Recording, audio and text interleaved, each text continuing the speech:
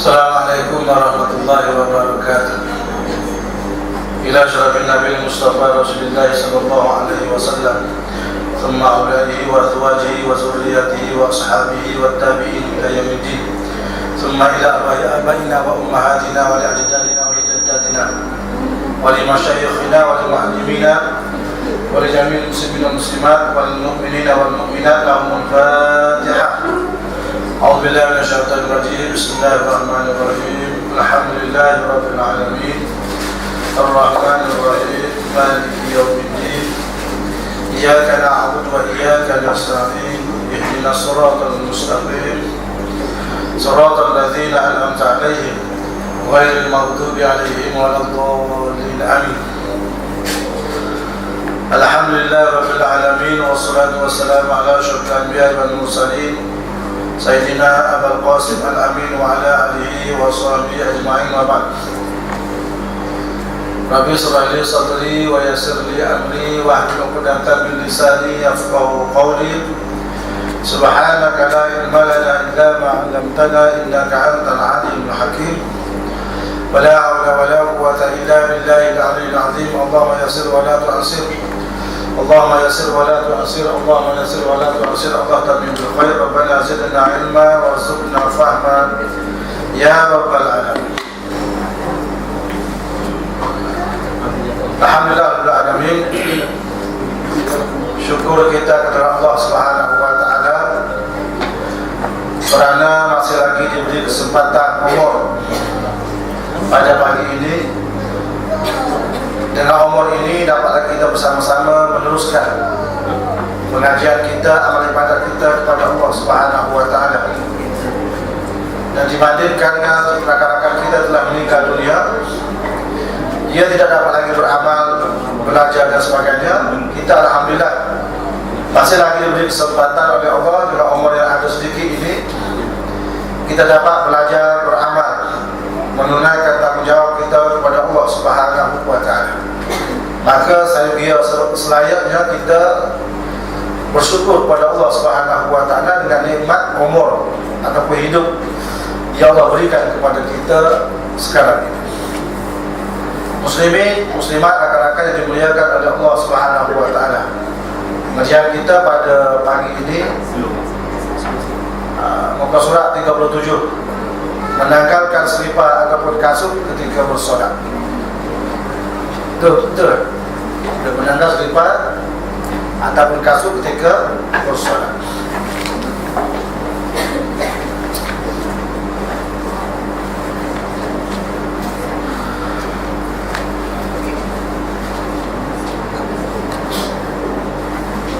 An Sayyidina Abdullah bin Sa'id qala hadartu Rasulullah sallallahu alaihi wasallam yaum al-fathi wa shalla fil ka'bati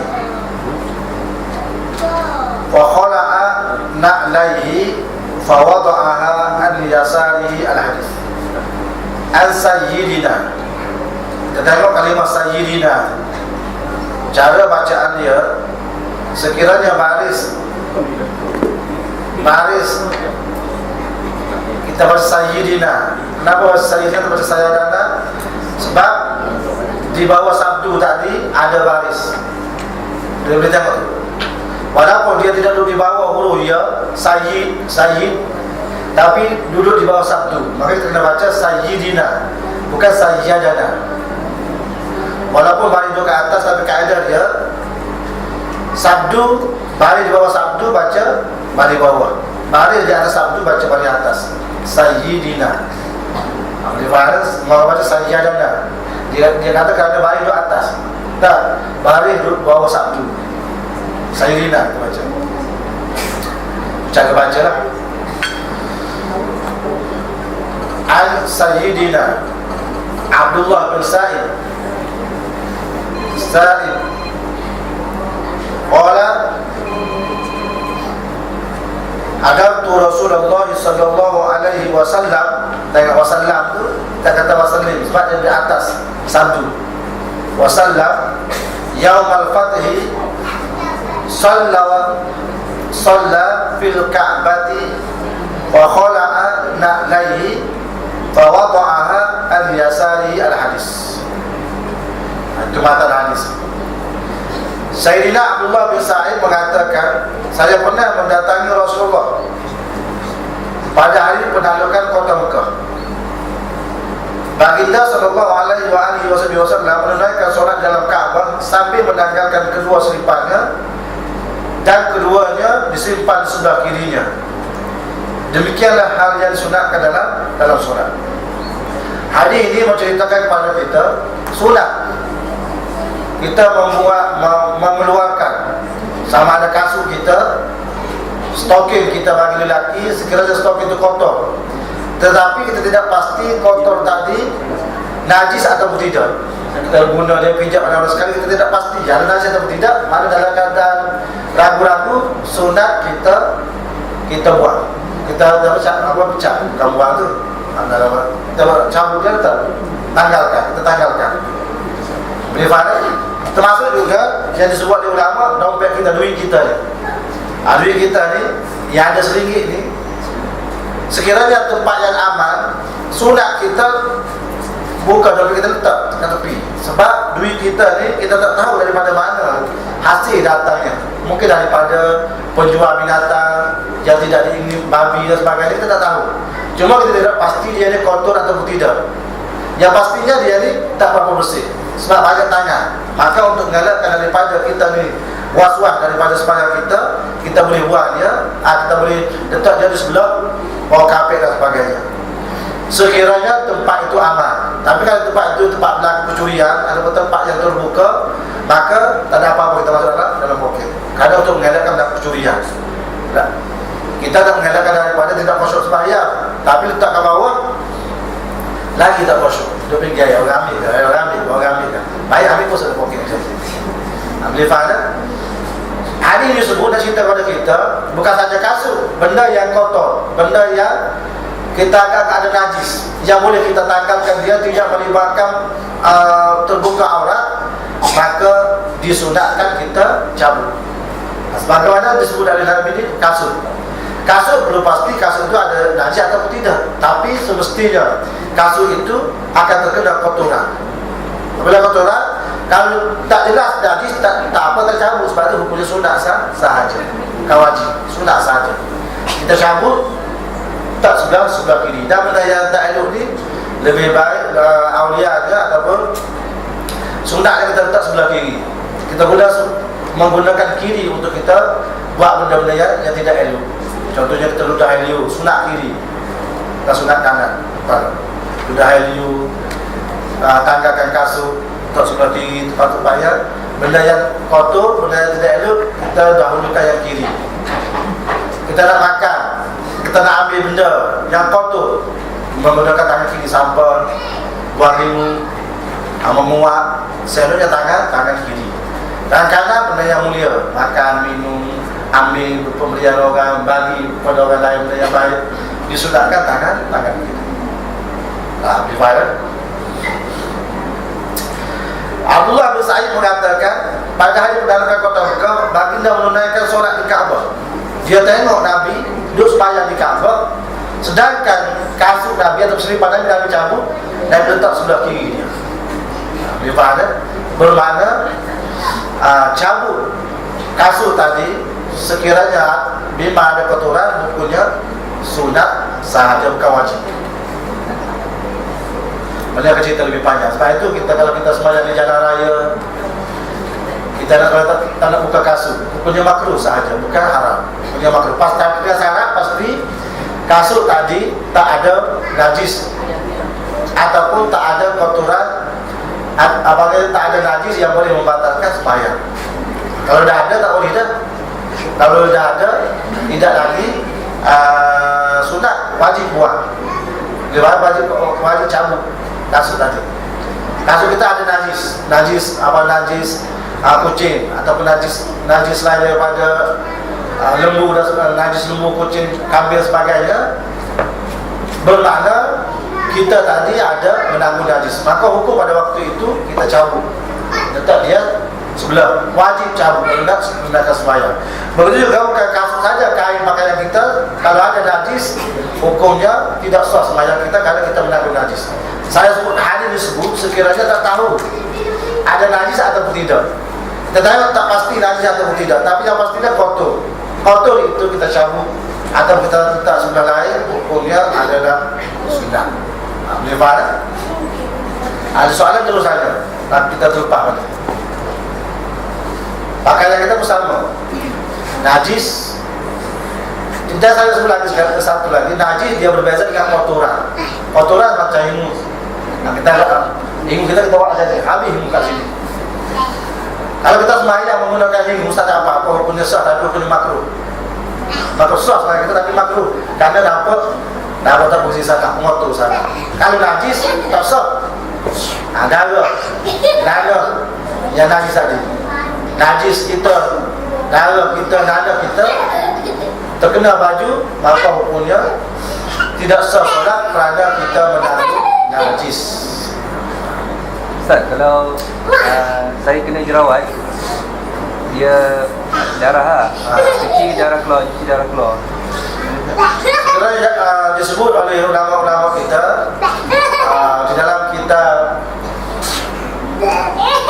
Mulia Amsali dan silap dia sebut sekiranya darah tadi keluar kemudian dia berhenti dan darah tadi kecil besar ni tengok di atas keadaan tempat kita. Dalam mazhab kita lebih kurang 5 sen itu kecil daripada 5 sen dipanggil darah itu sikit dimaafkan sekiranya darah itu berhenti. Tapi darah itu keluar, setelah keluar dikira banyak, cara dia ambil kapan tahan dia berhenti okey lah. Tapi kalau dia mengambil juga, maka apa kita menanggung najis. Wujud tidak batal tapi menanggung najis boleh tidak solat kalau selalu mengalir. Kecuali kita buat macam mana pun dia mengambil juga. Tak berhenti juga pada waktu itu kita tampar dia mengalir pun dimaafkan oleh syariat. Sebab tak boleh buat macam mana. Tapi kalau kita tampar dia selalu mengalir itu tak boleh. Yang kita tampar dia biar darah itu berhenti. Boleh mana? Boleh. Padahal sebelum sembahyang dia kena putih jerawat lah. Nanti di badan kan.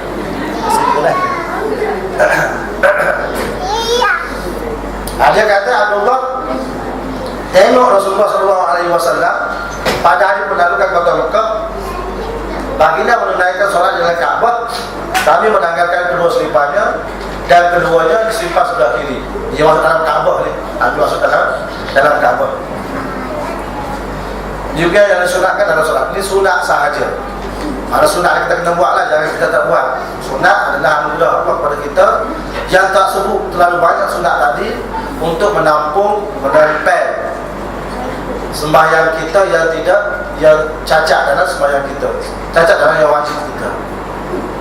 Sembahyang sunat ni bukan kerana sembahyang sunat saja, dapat pahala dan dapat menampung ataupun menempel kekurangan yang berlaku dalam sembahyang yang wajib.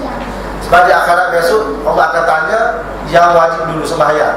Sembahyang dia macam mana? Tengok oh ada sembahyang dia tidak khusyuk ya Allah. Tengok sembahyang sunat dia. Sunat tadi dia tanpa benar yang kekurangan dalam bab sembahyang wajib. Karena sembahyang nak kata khusyuk satu patu tak ada. Tak boleh buat sehingga sahabat Nabi SAW sendiri tak boleh khusyuk 100% tak daripada takbir Allah Akbar tadi sampai bagi salam nak kata ingat pada Allah 100% susah. Kalau kau sedap dia melibatkan hati, dia teringat kunci, dia teringat anda, dia teringat apa yang kita masak dan buat apa lepas ni, teringat ni. Apabila teringat dia tak akan lalai dalam sembahyang. Maka oleh sebab itulah Imam Ghazali rahimahullah ta'ala sebut kita dah usaha untuk mengingatkan Allah Subhanahu Wa Ta'ala dalam sembahyang kita, tiba-tiba berlaku juga tak ingat, mudah-mudahan Allah Subhanahu Wa Ta'ala ampunkan dosa kita dan sembahyang sunat tadi dah akan tanpa mana yang terkurang dalam sembahyang wajib. Boleh faham? Pakai kasut ni.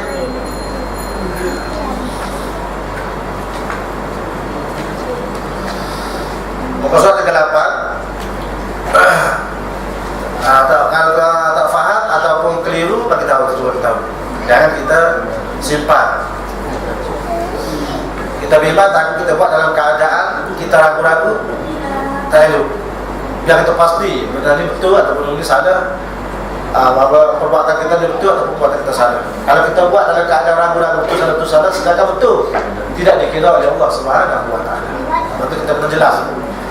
Belajar ni kena jelas.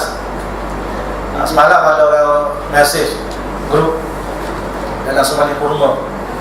Ada seorang ustaz tersebut, sekiranya jatuh talak isteri satu ataupun dua talaknya, kemudian selepas habis iddah, apabila selepas habis iddah dia kena akad balik. Dia kena akad balik. Dia kata talak dia jadi 3 semula. Boleh faham tak? Dalam Semani Kurma, seorang ustaz tu cerita, cakap, saya tak tengok cerita tu cuma dalam mesej sebut. Dia kata sekiranya kita, saya buat contoh, saya cerai isteri saya talak 1, habis iddah saya rasa nak balik pada isteri saya. Apabila habis iddah kita kena akad balik. Bagaimana akad balik? Dia kata lepas akad balik, talak kita jadi 3 balik. Mengelirukan orang. Kita rujuk kita rujuk rakan-rakan kita, sebenarnya dia tersilap. Dia jadi 3 balik selepas berlakunya Cina buta. Sekiranya talak 3 bulan. Contoh macam ni. Saya talak isteri saya, talak 2. Dalam masalah rujuk atau masalah lepas habis iddah, kalau saya kahwin balik dengan isteri saya, talak hanya tinggal 1 lagi. Dia akan habis. Dia tidak ada kekal. Talak 1 ada 2 lagi. Talak 2 ada 1 lagi. Walaupun isteri kita ni kita kahwin selepas pada tu ataupun dia kahwin dengan orang lain, selepas dia kahwin dengan orang lain, kita kahwin dengan dia balik, talak tetap berkurangan. Boleh faham? Yang jadi 3 balik ya, kita talak isteri kita 3. Saya talak awak, saya talak awak, ataupun saya talak awak dengan 3 talak. Maka jatuh talak 3, kita tak boleh kahwin dengan dia kecuali dia kahwin lain. Apa dia kahwin lain ataupun dia pakai Cina buta. Kita upah Cina seorang, so kahwin dengan isteri kita, dia cerai balik, kita kahwin balik baru ada 3. Boleh mana? Jadi ustaz dia tersilap. Orang telefon mufti lah, kalau banyak kecoh, telefon mufti. Dia kata ustaz tu silap. Kita ada kitab, takut ada pandangan-pandangan yang tak. Boleh faham? Maka kita kena jelas. Jangan kita rasa teragu-ragu. Tak faham terus tanya. Kalau kita boleh jawab, kita jawab. Kalau kita tak boleh jawab, kita rujuk kepada balik rujuk kepada rakan-rakan kita yang banyak ilmu. Boleh faham? Bismillahirrahmanirrahim.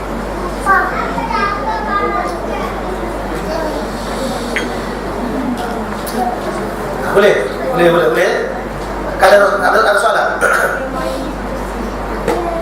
Ada soalan. Siapa tengok Semani Kurma? Mari. Mana asal dengan apa? Dengan Datuk. Ada ustaz ada. Ustaz daripada Kelantan juga.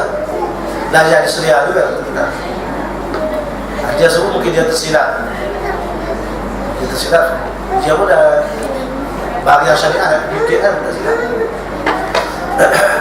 Boleh buat, dia jelas.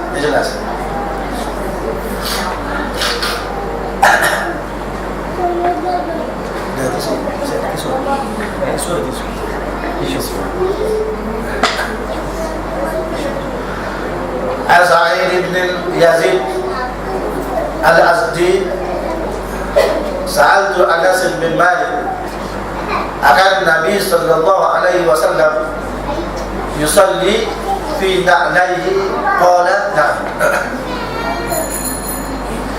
Daripada Sa'id bin Yazid Al-Azdi mengatakan, saya bertanya, kata Sa'id, Anas bin Malik. Kenapa dia tanya Anas bin Malik? Karena kita tahu Anas bin Malik ini dibela oleh Nabi SAW semasa umur dia masih kecil lagi. Khadam Nabi, dia adalah khadam Nabi. Apabila sebut khadam Nabi, banyak perbuatan Nabi dan Anas ni tengok. Anas tengok dengan mata kepala dia, termasuk daripada Anas ni kunut di dalam sembahyang subuh. Dan Nabi sapu muka selepas sembahyang 5 waktu. Hadis hadis daripada Anas bin Malik. Mungkin mungkin di pandangan sahabat lain, ataupun di sahabat-sahabat lain tidak tengok perbuatan Nabi 100%. Tapi Anas bin Malik sudah kita azkar pada waktu dari Allah Taala. Hadis daripada Anas ni lah mengatakan Nabi baca wudu dan Nabi sapu muka selepas Assalamualaikum. Nabi ada sapu muka. Maka pandangan mazhab kita Imam Syafi'i rahimahullah taala, dia kata dia akan buat di dalam ibadah ni, mana Nabi buat dia akan buat.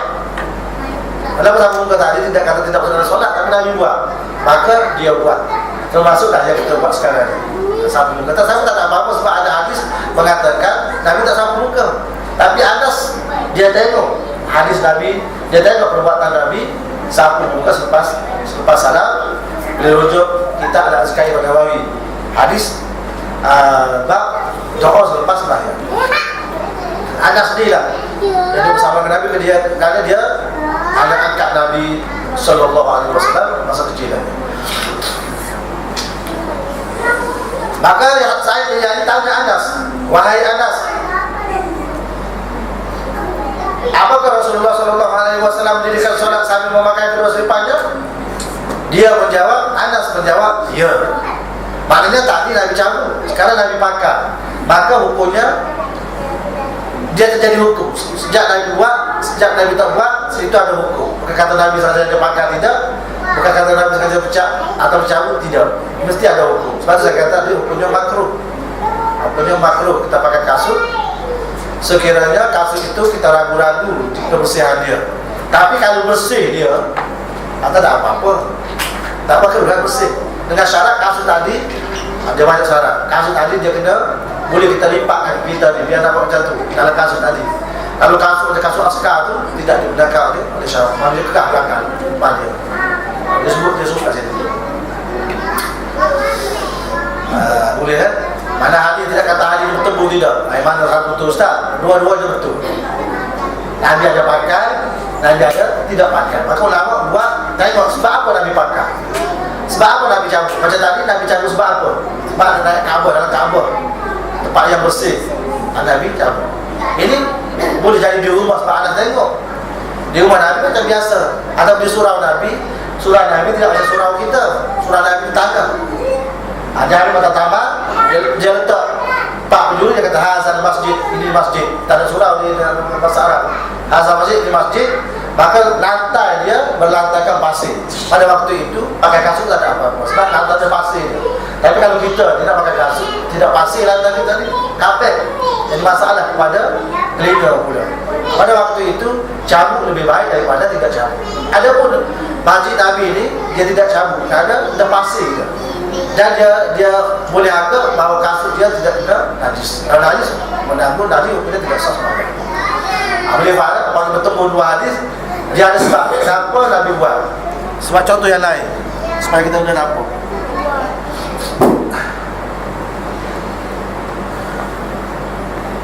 Siti Aisyah radhiyallahu anha berkata Nabi sallallahu alaihi wasallam tidak pernah kencing berdiri di rumah mereka.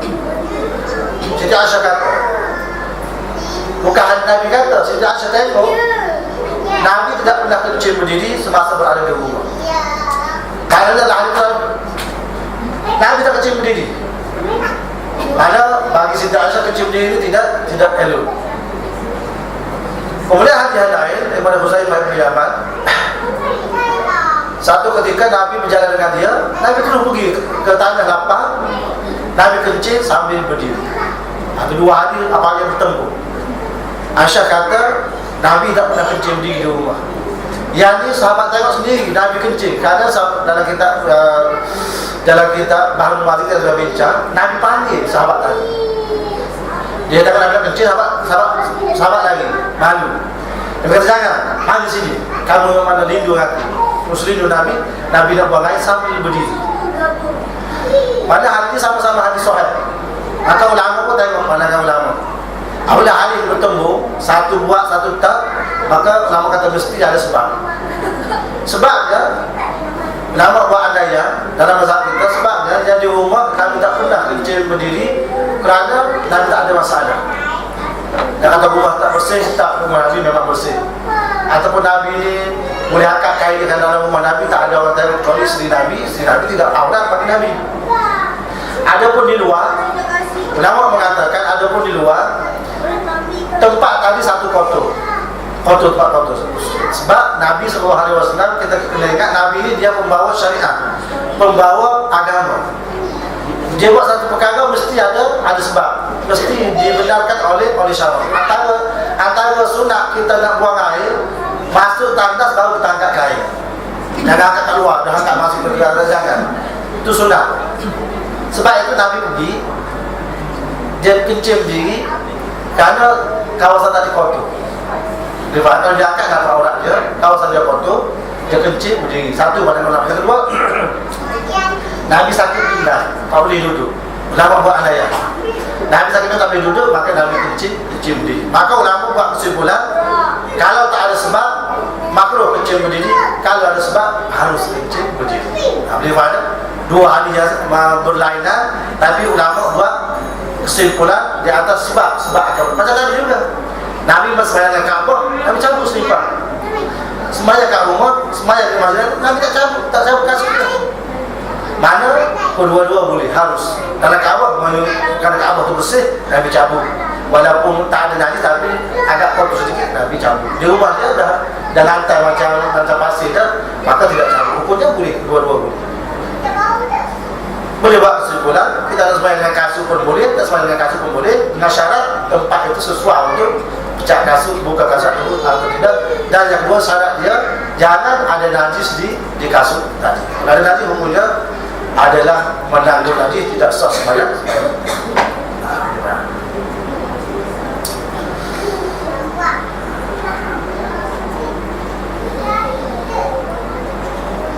Mengenai hadis di atas, Ibnu Hajar Asqalani dalam kitabnya Fathul Bari, ini kitab Fathul Bari dia ada 15 jilid, 15 buah buku. Ibnu Hajar Asqalani syarah pada kitab Bukhari. Juzuk yang pertama mengatakan bahawa menurut bantah, hal seperti itu memungkinkan apabila pada seluruh tidak terdapat najis. Lagi pun perbuatan itu tergolong dalam rukhsah sebagaimana dikatakan oleh Ibnu Daqiq Al-Aid, dan bukan termasuk dalam kategori yang sunat kerana ia tidak termasuk dalam sesuatu yang dituntut dalam solat. Sebab itu dia kata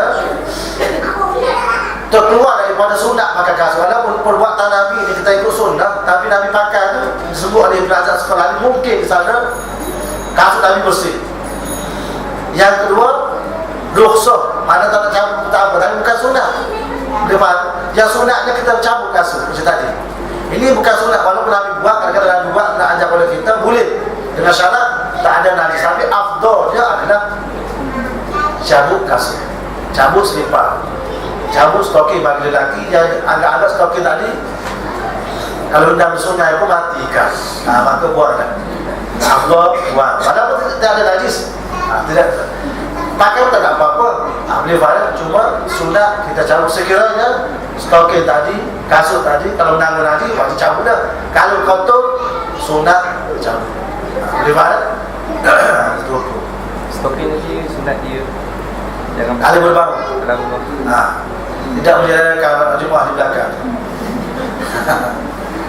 Namun kita bangun lagi, kita pesta, kita seperti kita. Maka cabut itu lebih afdal. Tapi kalau tak ada bawang, tak ada apa-apa. tak apa lah. Tak ada apa-apa. Tapi dia kata kalau bersih tak ada apa-apa. Bukan sekadar stokin, kasut pun boleh pakai kalau bersih. Tapi tempat kita tak layak pakai kasut ke masjid. Kalau negara Arab, kasut dia tak kat depan, dia tidak tak kat bawah. Naik mesti lihat kasut. Kalau ada sedia ada bekas. Dia kat depan, kasut mesti kat depan, bukan kita kat depan, dia kasut kat depan. Kalau tak boleh tak kat depan pun dia tak sebelah dia, belah kiri atau di depan, sebelah depan dia sujud. Kadang-kadang tak kat bawah hilang. Semua kasut dia tidak negara Arab. Dia ada khas untuk kasut di tepi. Sebab pak dia budak-budak nakal ramai. Turun habis lah kasut, tak ada. Sebab kita tak boleh. Kita tak boleh jadi tak kosong semayang. Kalau lebih-lebih lagi kalau di kasut tak ada najis, tai kucing. Itu bangunnya suku semayang.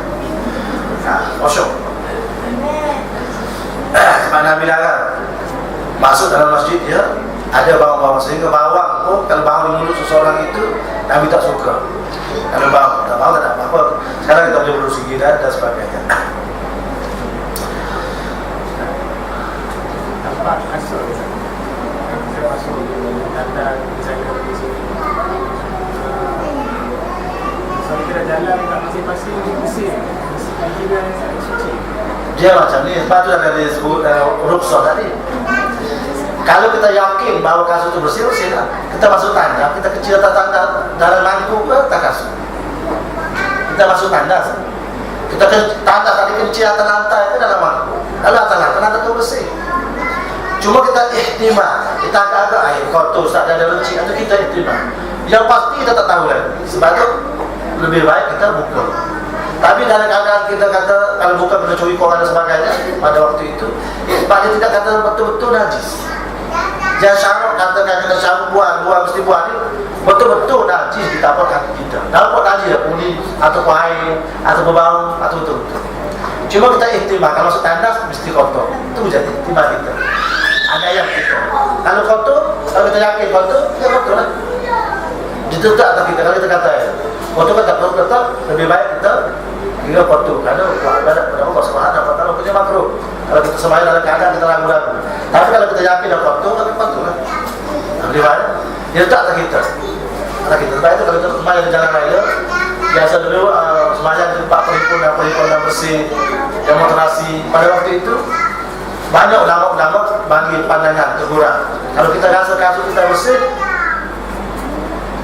yakin bersih, boleh sembahyang menggunakan kasut. Tapi kalau tidak masuk tanda dan sebagainya, dia kata bersih atau batu, dia kata kotor tidak boleh kata, wajib kita cabut kerana ada kotoran. Dan kita yakin ada ni lebih baik daripada tak ada. 60%, 40%, 60 kata ada, 40 kata tak ada, maka kita ambil yang 60 cabut untuk menyelesaikan masalah ragu-ragu kita dalam sembahyang. Bagaimana? Boleh tak? Mana kita boleh agak sendiri. Jadi tanda-tanda tak membersihkan Tanda macam mana? jalan-jalan tak membersihkan apa tu. Masa tak kita kalau ada kita rasa bersih atau tidak. Cuma kalau benda-benda sikit dipanggil amr barwa, benda yang dimaafkan oleh syarah. Contohnya seperti contoh, kita nanti sembahyang masjid waktu hujan di jalan raya. Kita berjalan di jalan raya tu, kita tahu di jalan raya ni Allah panggil sebuah monika. Ada sebuah neka sebetulnya. Kalau sebuah neka ada bangkai, ada najis, ada di atas jalan raya. Air tu hujan turun, dia bercik dan dijumpa kita di pakaian kita.